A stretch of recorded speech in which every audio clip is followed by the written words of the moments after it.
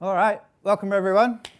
My name's McCarthy, and today I'm going to give a little talk about tunnel to sky. So the wind tunnel is an amazing tool that we have had develop over the last 20 odd years to be able to make your body flight in skydiving better.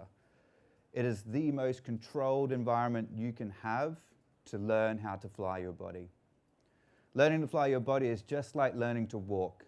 You understand gravity, you can know how to balance on one foot, move forward and back, and your brain has figured everything out. Skydiving is exactly the same. The wind always comes from below you. And in a wind tunnel, it's very, very clear where it comes from because there's a net and you can lay on it. So all you need to do in the wind tunnel is learn how to balance. Learn where the wind comes from, where to push against it, and where to fly.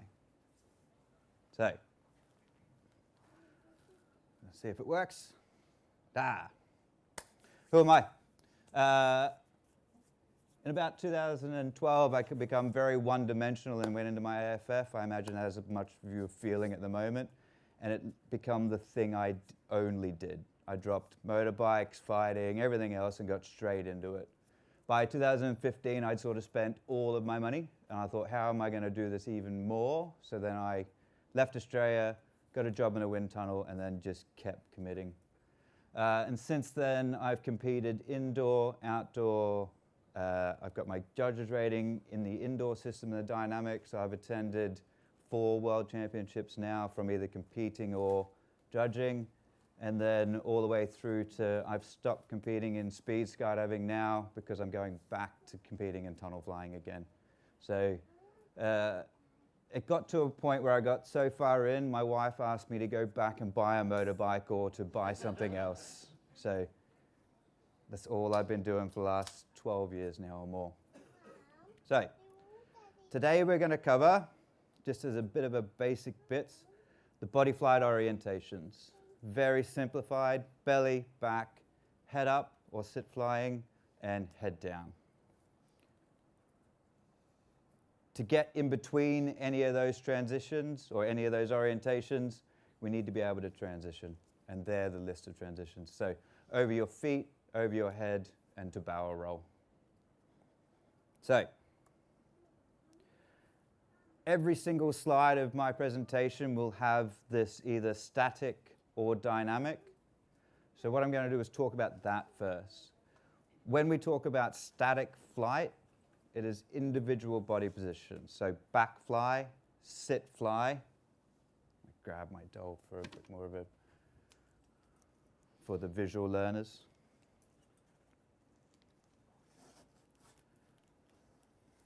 Back fly static, sit fly static, and head down static. When I talk about these body positions rely on enough wind relative to your body size and weight and parasitic drag to create lift.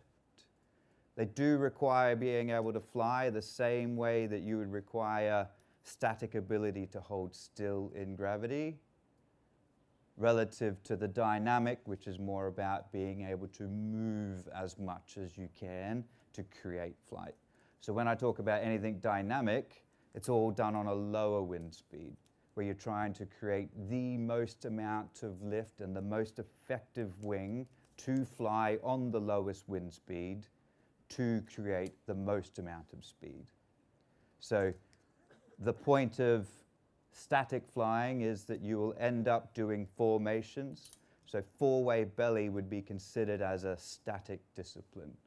There is movement inside it, but you're not requiring to create lift to fly. The wind is high enough that you will fly given a relaxed body position and be able to make a formation. Same way through into VFS flying and into big wave flying.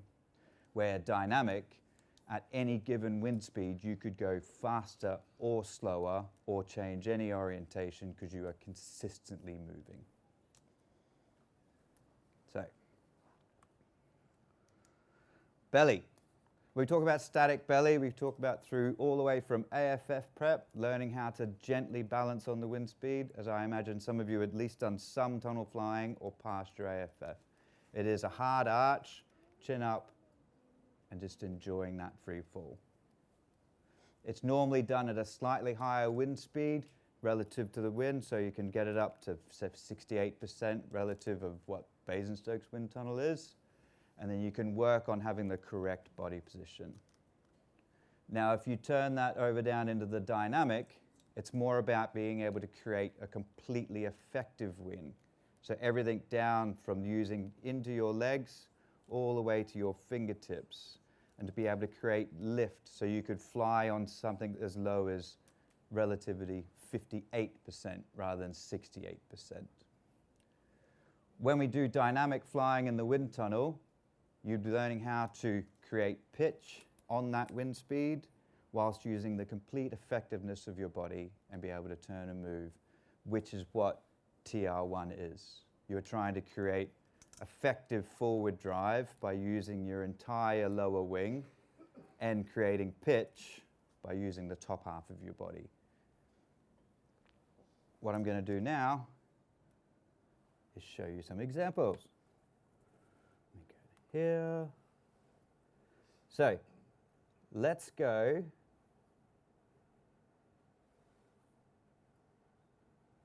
to, let's do this one first. So this is where it all works.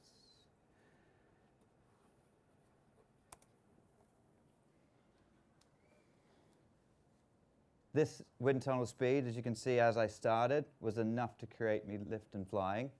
And I have created extra pressure on the lower half of my leg here, and I'm creating pitch by moving the front half of my head down here. I've moved my arms forward to stop any forward drive, and I've pulled myself back to create balance. This drill here teaches you how to be engaged against the wind with the lower half of your body and to be able to move forward and backward whilst engaged in that movement. Once I want to use all of that wing effectively, we're in a tight space, right? We can't create a drive and go forward. We have to turn it. So this is why we create the forward drive and start to turn, as you'll see now. So I stop a couple of times, and then I'll go back into it, and I will look to one direction, and I'll create the lift. So I'm just using that position, and I'm changing my pitch. Now, that was quite a crunched body position. It is one wing that I am bringing down and effectively slowly flying around at that pace. When I do it again now, I'm going to elongate even further and push against the wind. So you'll see as I go in, and then I can slowly start getting tighter and tighter and tighter and elongating, getting faster and faster, and then slowing down. So all on that same wind speed, I am just changing my pitch, changing my pressure point, and stopping, same on the belly. Here we go. Right, then if we translate this to a skydive, so here we have Vinny. Vinny's leading this jump, so you won't see him change much at all. He sets a one consistent angle, and you can see the top of his head is pushed down further. He's quite elongated, but he's also got a little bit of brakes on by having his arms slightly wider. And that is just the effectiveness and a little bit of beauty in the flight. So there's a point to being able to do something, and then there's something to be able to look good while you do it. And that's all he's doing. He's holding still, creating a nice, consistent base for the formation to fly around. So if we now look at the guy above him, this guy here, he's got less arms on, bit more knees, so pulling a bit of brakes, and he also does not have his foot engaged or his lower half of his shin engaged. So when you watch him fly, I'll just bring it back slightly. Can you see how erratic the flight is compared to what Vinny's doing?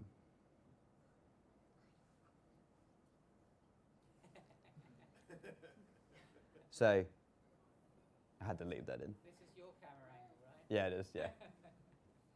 So, from that tunnel footage to that sky footage, you can see the difference of how gently flying on your belly in the wind tunnel, learning how to be able to hold that pressure on your lower half of your shin, being able to control the movement and the pitch, smoothens out your complete flight. It also teaches you how to do it. Creating pitch in the sky and being able to control it on that angle, unless you have a good feel for the wind. The people that say that other people are natural, the naturalness is being able to feel the balance. And if you can't do that, that's why wind tunnels become so popular, because you can teach anyone to balance in a controlled environment. So, now the lovely Kath has sent me through one of her teams, and I'm going to make sure I'm going to say the right team, so give me... This is Team Sora. So, these guys have been training together for a year now in a tunnel, and you can see through their training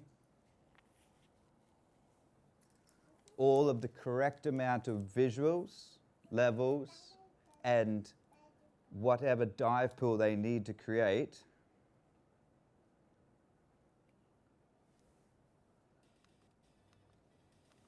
there they go.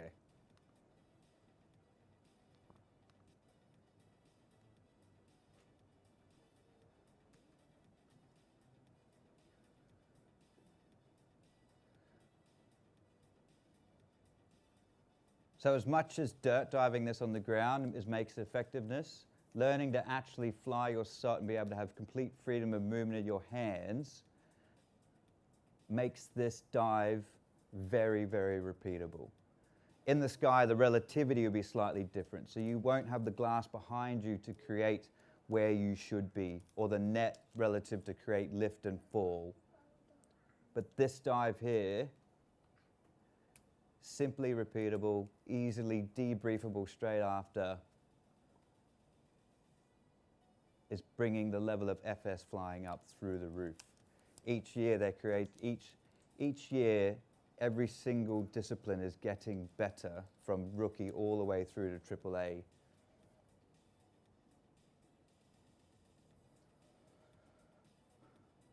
Not that I don't love belly flying, but I think we are done on that one. Sorry to the purist. And then you can see this put into action in the sky.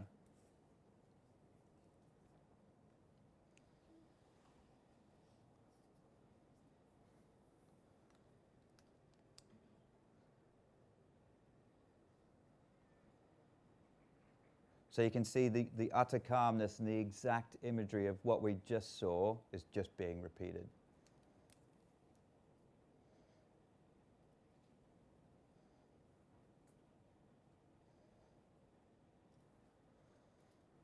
I can't stop this one early.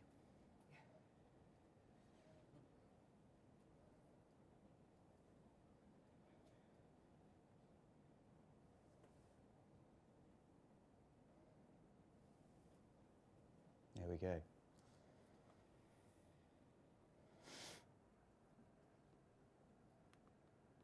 All right. So, now, come on, hit the presentation button. Here we go. Let's move on to backfly. So, backfly is the fundamental to all free flying. Once you've learned how to belly fly and you'd like to move on to free flying, we don't go back to belly flying at a higher wind speed. Eventually you will, once you learn to fly dynamically and you can do what's called a layout, and we're doing all these other quite advanced movements, but backfly is your saving, recovering position. Backfly is as effective at a low wind speed because you can fly really quite slow at it. It can also be flown as fast as head down speeds. So whenever we're doing anything static, it is a high wind speed backfly position that you will learn to get to. So you will learn it at a normal wind speed, and then you can slowly keep increasing that wind speed to prepare you for higher wind speeds sit flying. But then you can't sit fly until you can backfly on the same wind speed. So we progressively move our way up in the higher wind speeds in backfly to keep yourself safe. On the other side of the backflying is the dynamic. And the whole point of backflying in the dynamic is to create as much lift as possible in the lowest wind speed. Once you've increased that ability, it means that at any given point, as we turn the wind speed up higher and higher and higher, you can go faster and faster and faster. The low speed progression of flight normally starts at the point where you can link all of the gentle carves together and all of the movements, and then you start slowly upping and upping up the speeds, and depending on how much time and money you've got, it gets to the point where you can be in the largest, fastest body position when the tunnel is topped out, and that is when you see these world-class dynamic flyers flying what they fly at such high wind speeds because they have spent so long progressively working through the accelerator to be able to fly, because all they're doing is flying as fast as they can on whatever given wind speed. This translates directly into tracking. So any amount of movement on your back, if you have some beginner flat tracking person nice and flat above you, and you can effectively open your back and slowly bend your legs, you'll be able to keep up with them. Or you have someone else who is going really steep, then you'll be able to pitch control and be able just as steep as what they are. So once all this is stemmed from low speed back flying, learning how to do this, and you learn how to pitch slowly down. So we move on from my monotone voice onto videos. So let's start with the high wind speed back flying position. You can see nice boxed body position. That's nice and all it is. Turning with our feet and our hands using our center. Slow, fast. And all you need to do is turn the wind up and you will keep flying.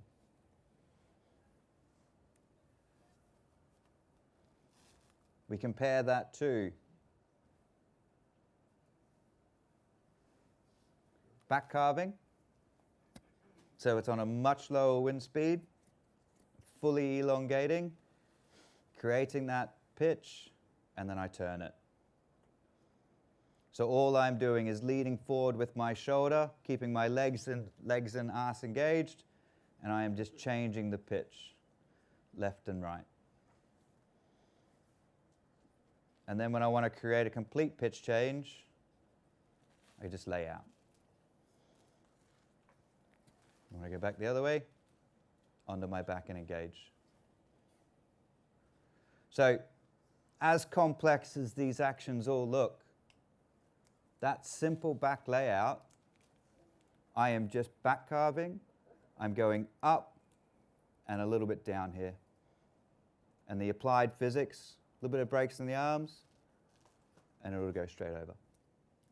So if I can do it, you can do it. It is just gentle aerodynamics.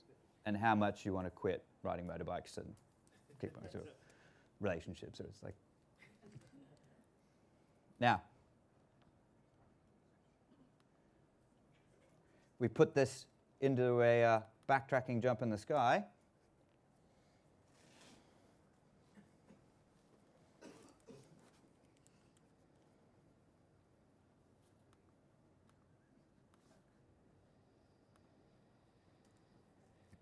Nice clean exit, legs nice engaged.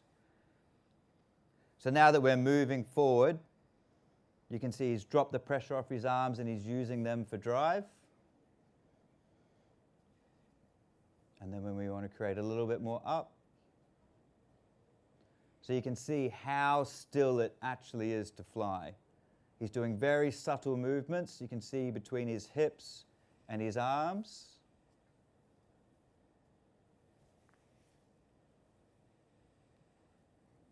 A little bit of forward, a little bit of back, but it's all about that gentle, calm tracking.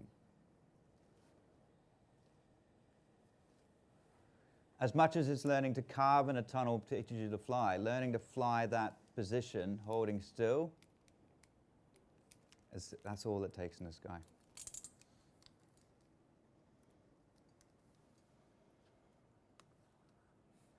All right.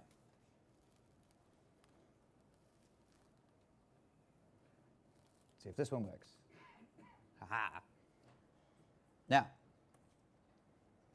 transitions. To get between belly and back, you have transitions that go either over your feet, over your head, or to barrel roll. These transitions over your feet teach you to create lift. So you would have seen a bunch of skydivers trying to hold themselves up and sit with their head forward and their arms back. Because for your entire life, if you've ever tried to sit on something, you would use your core to hold yourself up into a sit. Aerodynamics says that will send you backwards. Learning to balance and lean back against the wind is really hard because you've never done it in your entire life. Especially if you are falling back into the tunnel wall. At no point does your brain ever go, I got an idea, I'm going to send it head first to stop myself from hitting the wall. Your brain will pull yourself forward, which will then punch you back even harder into the wall. And everyone does it and will keep doing it until you learn that you throw yourself head first into everything, which takes a bit of a special character. So I will show these transitions, show all the videos at the end once I've talked about it. The back layout is the same thing. You are just learning how to control from that back fly position that we showed and the belly flying position and the pitch control in between. So I am just creating, let's go from belly to back. So a front layout. I create lift on my legs. I go up. I push a little bit of tension down. Hold myself still. Aerodynamics will send me over. I will catch myself on my legs and my arms, and I will stop. And that's it. The simple connections between layouts. When we go to put these transitions into the sky, you are just passing through the vertical.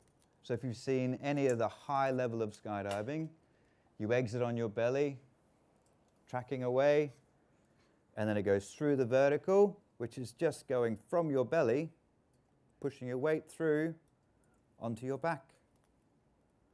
And if you want to go back the other way, weight through, engagement, back through onto your belly. So learning how to control through a vertical on a layout is a simple TR3 jump. Same way as if you tracked out, went into head up, over back into a sit fly. It's just a belly to back transition. We're tracking along through the sky, and you want to go from your belly to your back on a barrel roll. Dropping position, rolling under, creating lift. All those three very complex activities that you will see on a video or someone you follow on Instagram are all very simple activities. Now, let's see if we can do it. Do I get a swap out as well, or is it?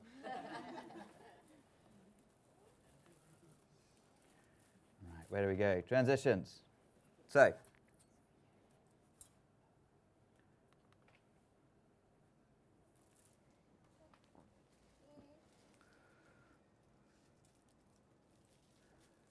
from back to belly, chest up, over, down. Knee fly, up, over, down.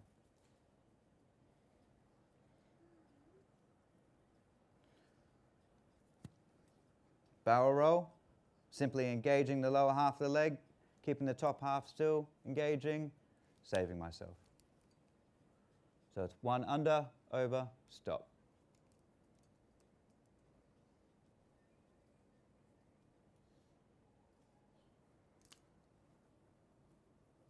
Oh. Come on, play the game. And then for the layout over the head, from the back calf, all I do is I stop, just creating a little bit of lift, stop, up, head back, over. Opening my legs, creating a lift, pressure down, landing into a back fly.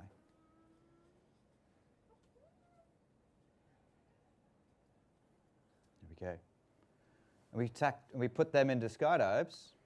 Now we get to see some real fun. So, let's start with the back to belly from the amazing Joe Lamming.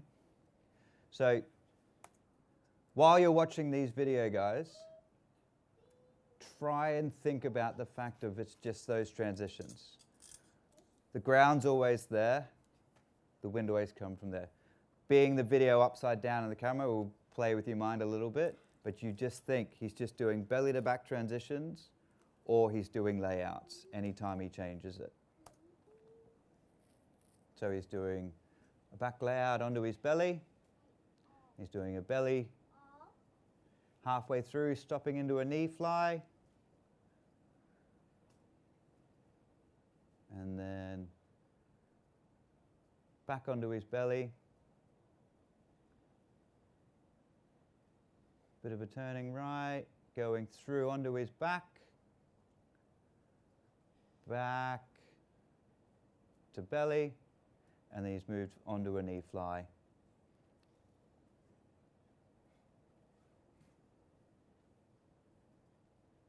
And now they're just extending and going faster and finishing the jump. So if you can try and break down each step of it and look at and simplify it, it doesn't stop how much time and money it took to get to that point. But it's just a very simple learning process. And that man there is amazing at teaching it too. And then, why do you keep going back to this?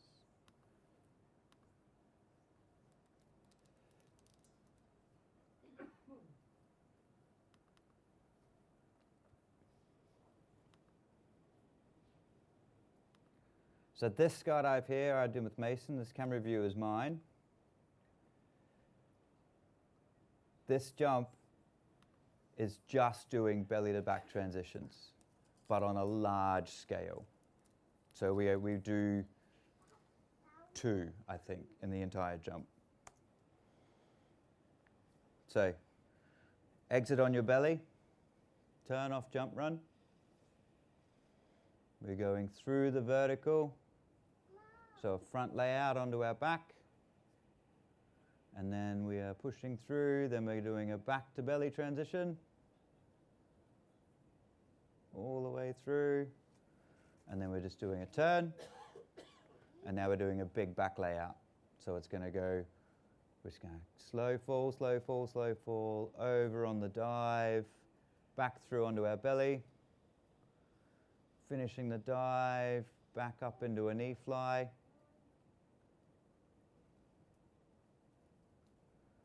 And then he just sends a front layout over the top of me. All the way around, back round through, till he's on his back and break off. But all of those simple flying techniques move across. That guy Mason runs an amazing page called Down Under Dynamics. In the last 12 months, him and All Beef, another friend of ours, has really sunk into getting good media online, and it's presented very well. I think he's put 400, 500 videos up now, and you can even find videos. So like these are coaching days that I did with Mason a year or so ago. So he video records the debrief, audio records, so you can watch those jumps with him debriefing me and me awkwardly not knowing that he's doing that. So you can enjoy that. I don't even remember what I said, and I can't even tempt myself to go listen to it again. Okay. Right, now, back to here.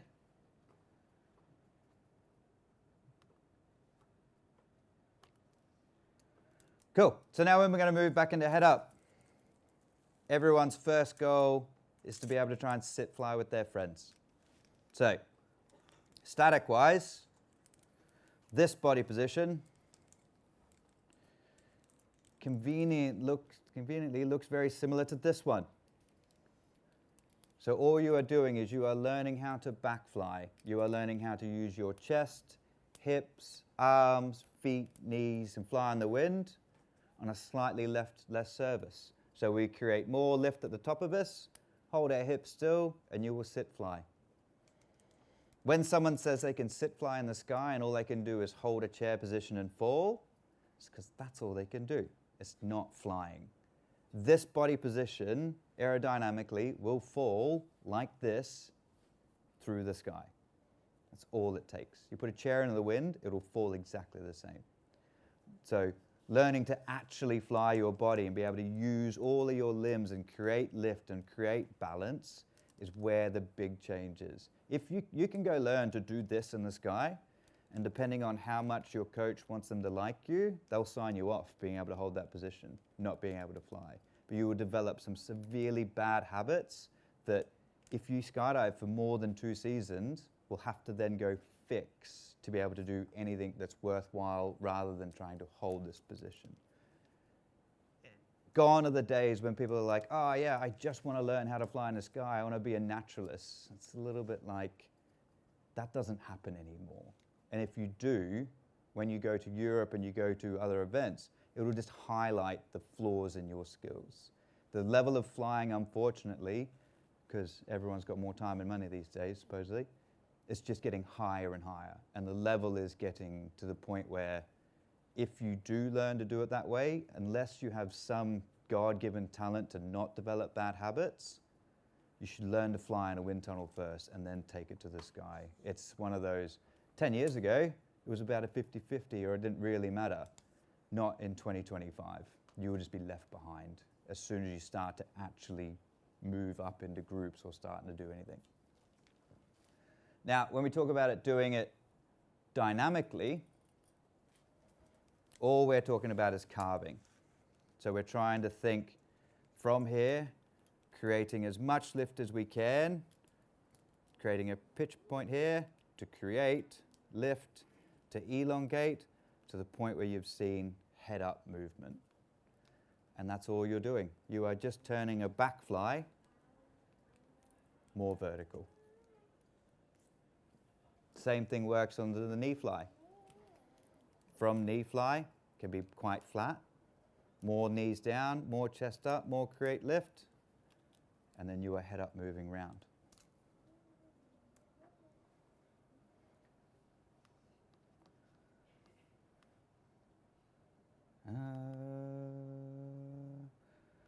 Okay, so let's go.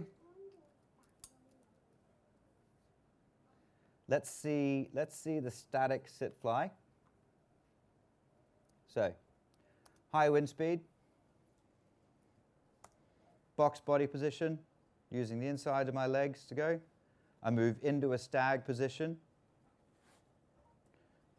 changing body position, forward and backwards, left and right.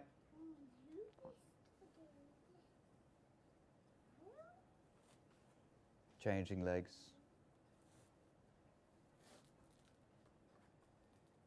Easy. So,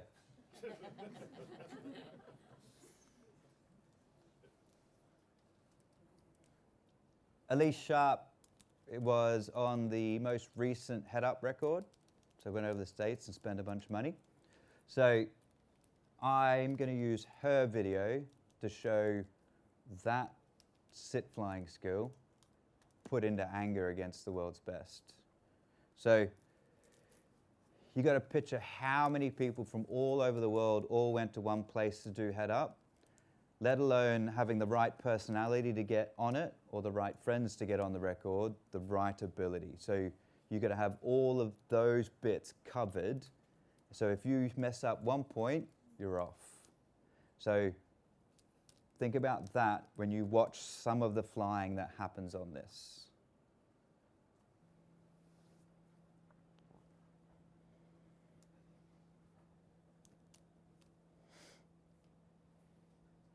Also heavily motivational with believe written on the inside of an aircraft.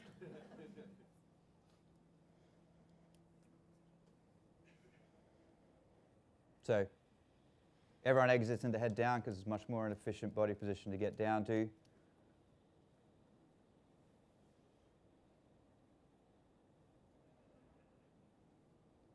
Slowing into a nice staffy body position, holding still, transferring into head up, and approaching the formation. Now this is just belly flying on our feet, right? Grandstand position down, level slot dock.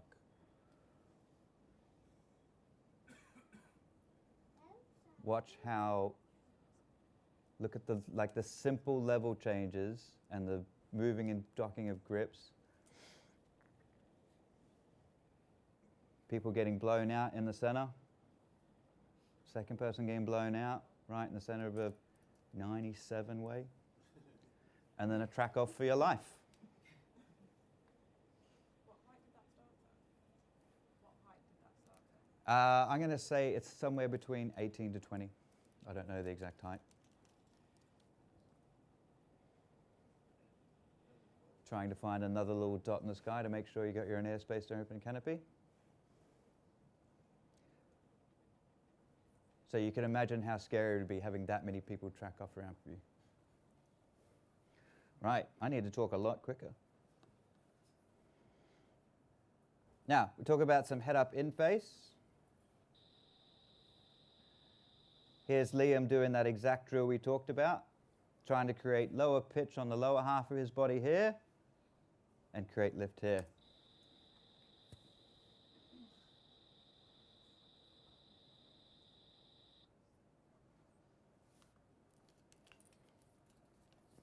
And then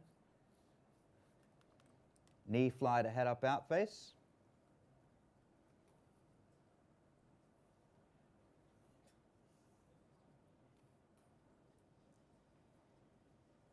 Forward and backwards in the knee fly. And then when you put it into anger and develop the position further down, you create the carve. So all I'm doing is going further backwards and creating less and less area by straightening my legs more and more, holding the wind still with my arms. Then we move into in face. Same thing. Legs further down, balancing on my back.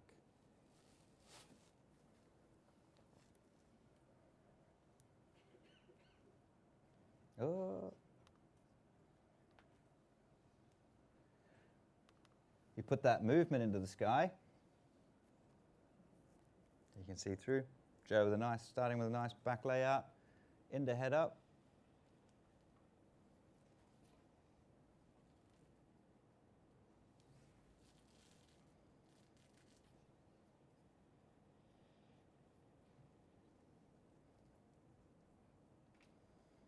And that's all he's doing. So you can see, come on, camera, look back down.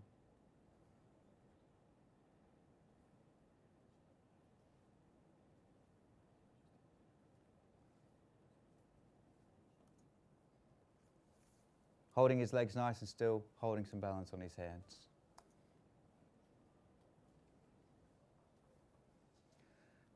And I've got a second one there, just to see how it's like. So you can see from the hill, leaning back, balancing on the wind. If you watch his body position, there's just gentle, subtle movements, balancing on the wind, forward and backwards. Front layout over onto his back, back onto his belly.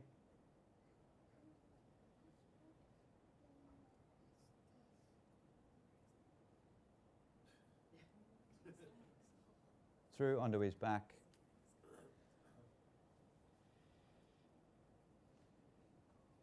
back onto his feet.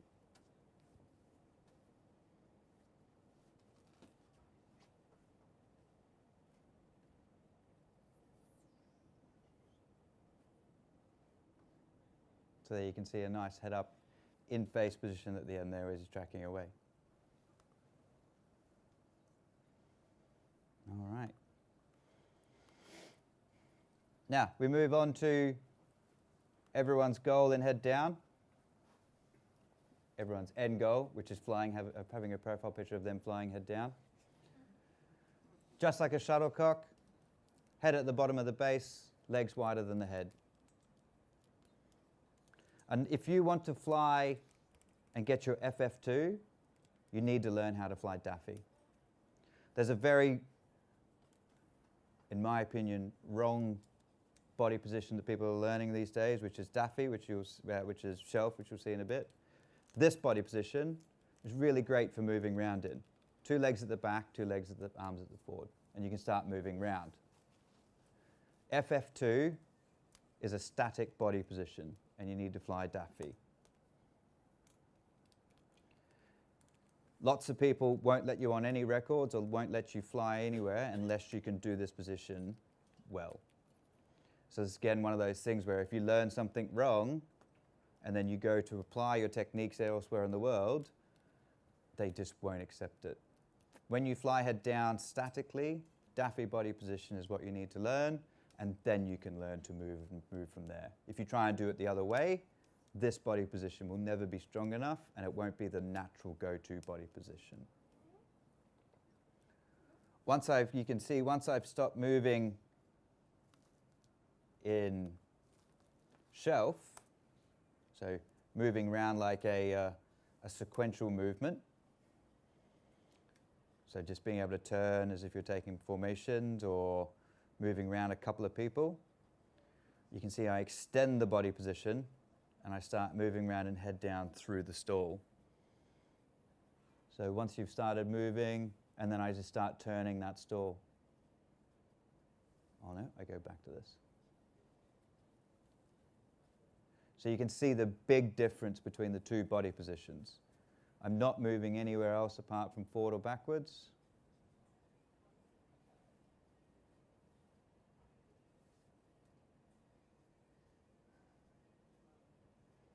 And eventually you'll be able to learn to fly both legs, depending on how much time and money you want to put into it.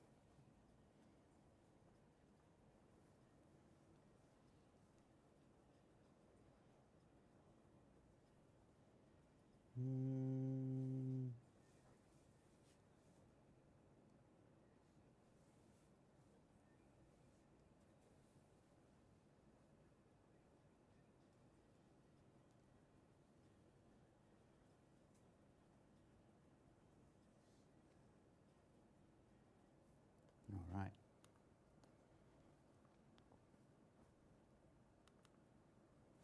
Here's James Jordan's FF2 from a couple of years ago, and you'll see the same techniques applied. So,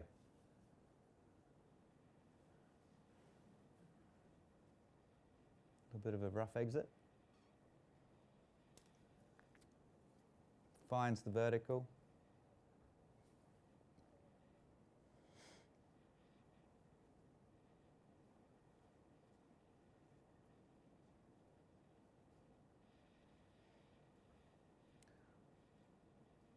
So you can see the slow fall into a Daffy position there. Having control forward and backwards of the center of your body. Uncontrolled, getting back stable and getting stable again. Breaking off, tracking away.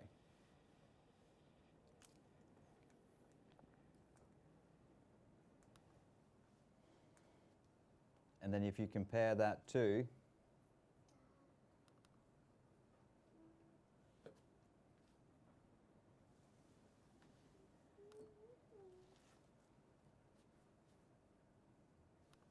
moving in head down, it's a clean exit straight down into the vertical.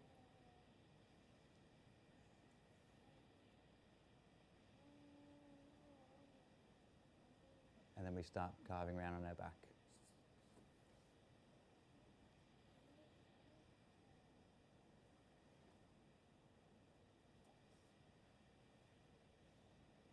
onto my belly now. Steeper back down to the vertical.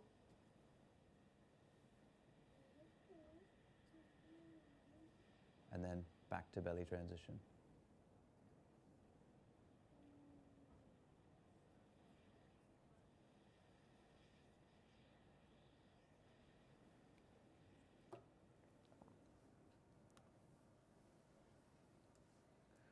And I got to give a shout out to Omni at the end there. So this is what you can see. Once you can hold your own body position, head up and head down, and you want to do vertical flying, get a hold of Tim Gaines and he'll be able to help you with this through the sky. So they're just doing, you can see some positions are in shelf when they're starting to move, or a strong daffy position.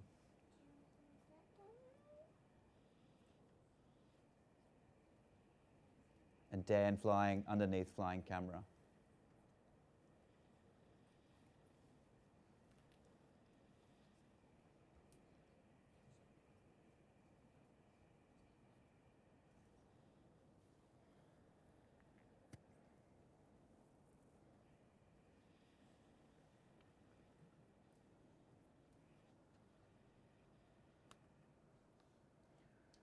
All right, and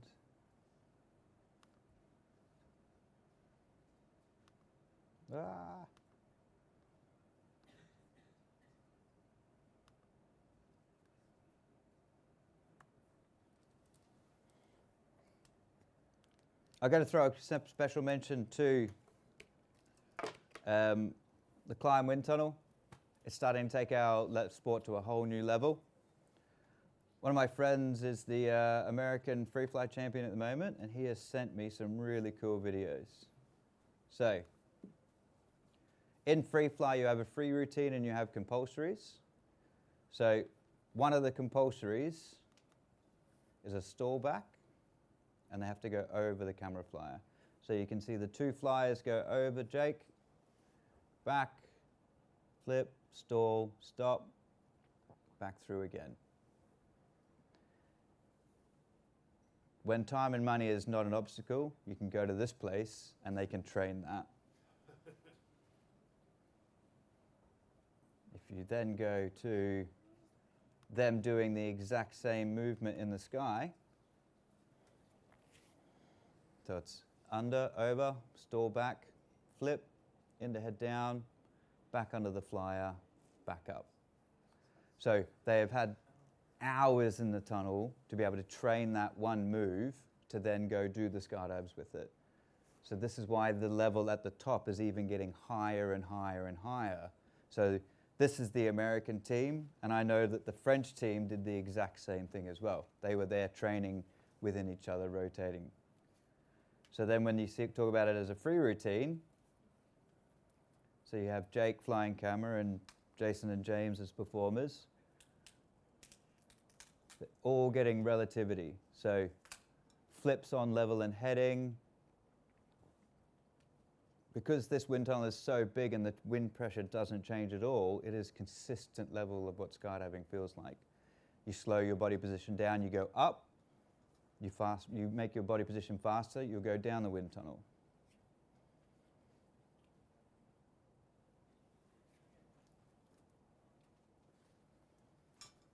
And then you put that into the sky.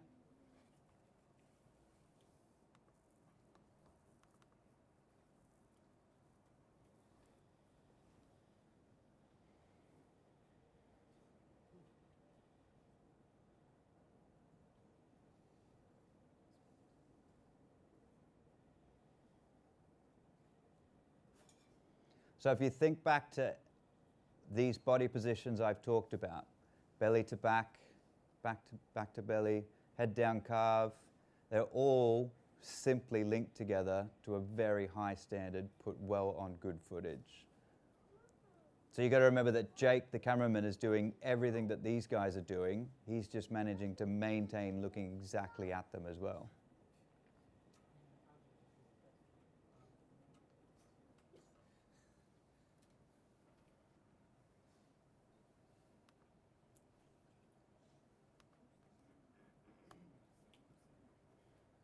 Okay, so there's been a little bit of this recently, and it's something that we have to deal with. iFly have gone through a little bit of a, I don't know, cowboying from the very, very beginning all the way through to now, that because they fly so many hours over the entire world, they are looked at the most. And that's why this had to be involved. So everything that you see that happens in the IBA is written because of it. I've even done some stuff that have made some of the rules. So it's one of those things where I see enough of it to know that the process works.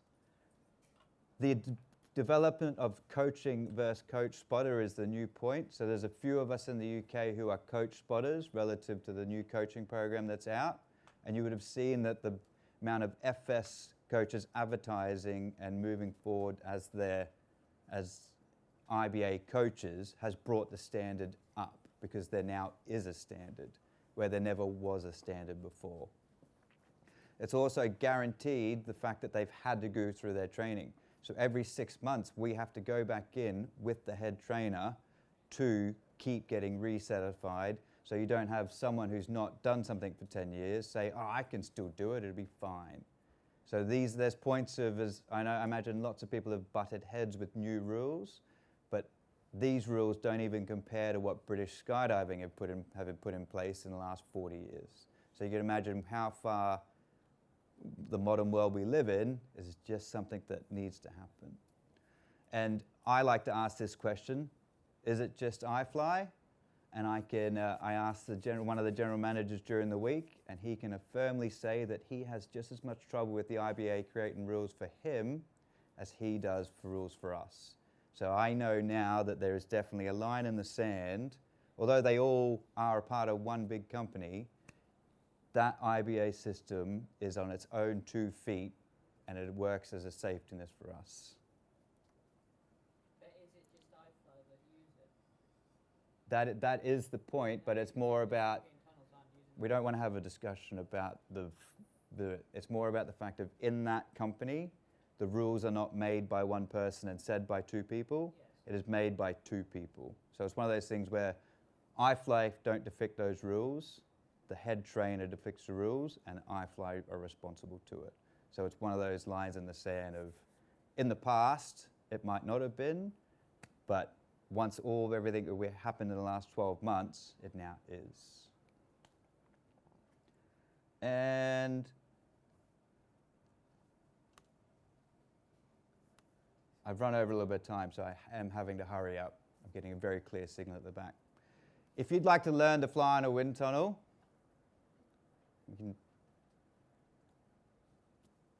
when flying a wind tunnel, you need to learn to be able to fly your body. If you can't move your body out here, you're not moving in there. I don't like taking money off people to teach them how to be able to open their chest and close their chest, because they haven't done it off a laptop for the last 10 years because they've made enough money to be able to fly in a wind tunnel, or you don't have a hobby. This is my friend Amalia. She was the first World Cup winner in freestyle, and now she's moving into doing, let alone free fly coaching, she's doing yoga, and she's made this for me. So you guys are more than welcome to do that. As a larger set man in his 30s, I am not the most flexible person in the world, and this has utterly helped me. So I don't recommend anything that I'm not doing myself to try and create some longevity in this sport. Everyone had a look.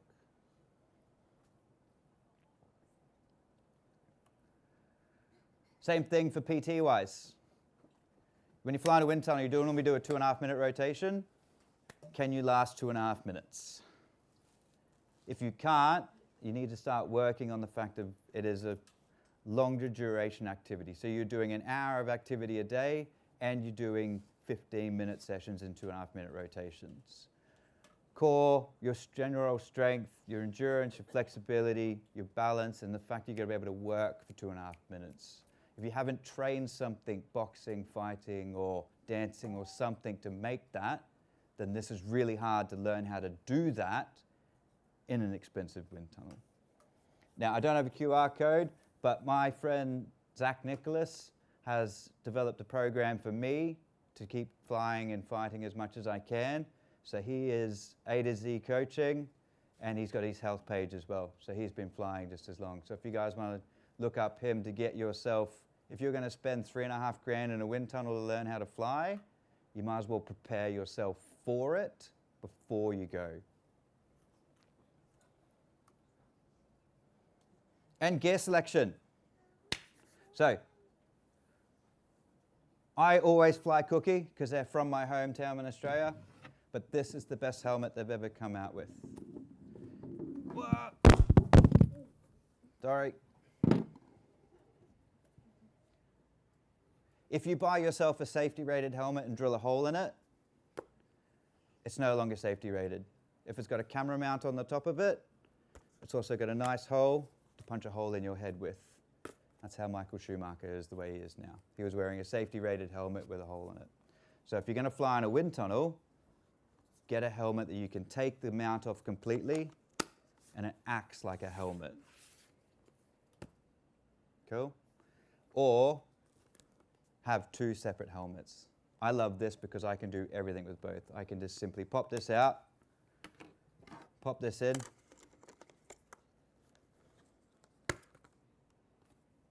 put the bit in that I didn't bring, that locks that in, and then that's it.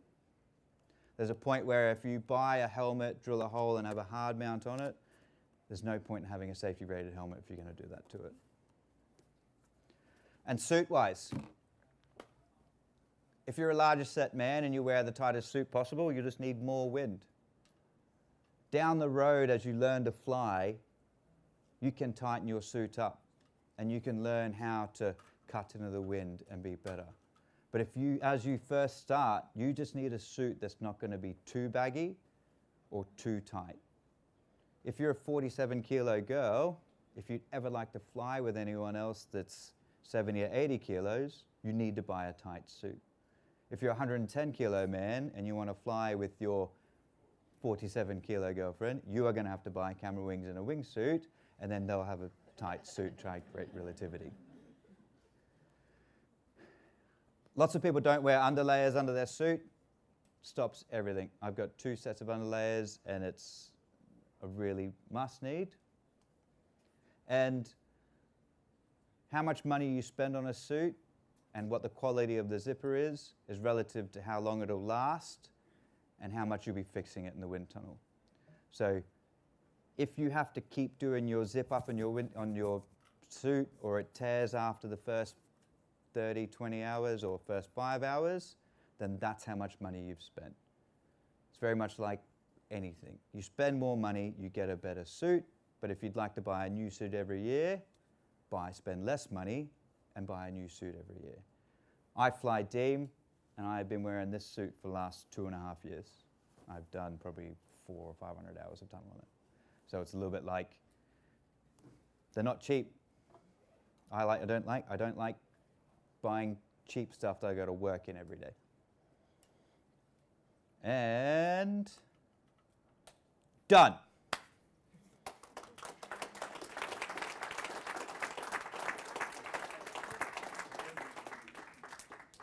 Excessively over time. Now, sorry to keep you all so long. Does anyone have any questions? Yo, 1 second. Here you go, mate.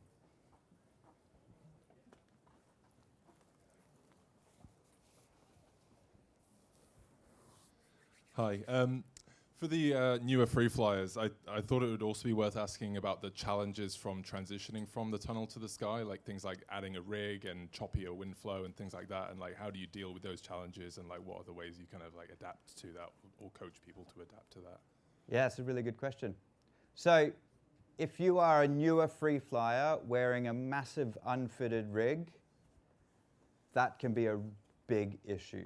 If your rig is coming off your back and moving, that force there can be completely interrupting what you're trying to do while you're flying.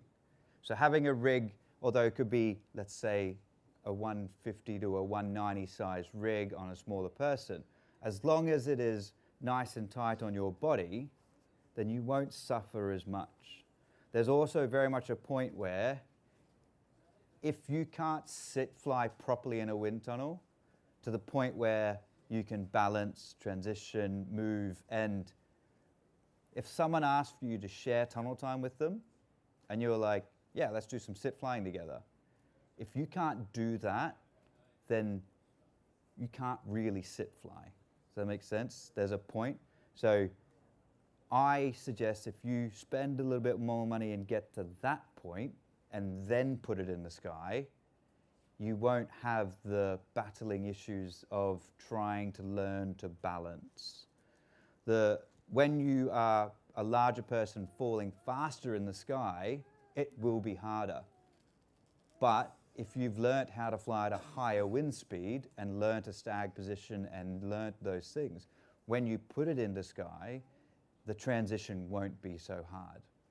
There is a point of, it is just balancing. If you can't balance, you need to do more of it. And you either do it at 45 seconds ago in the sky, learning how to get that balance and fix it, or if you could already balance and someone was gently pulling on your shoulder the same way a rig would, it wouldn't bother you. It's really hard when you can't do something to a high, like a competent standard and then have the other bits put in. Is that a good answer? Sweet. Any other questions? I think I'm getting kicked out. All right. Thank you very much, guys.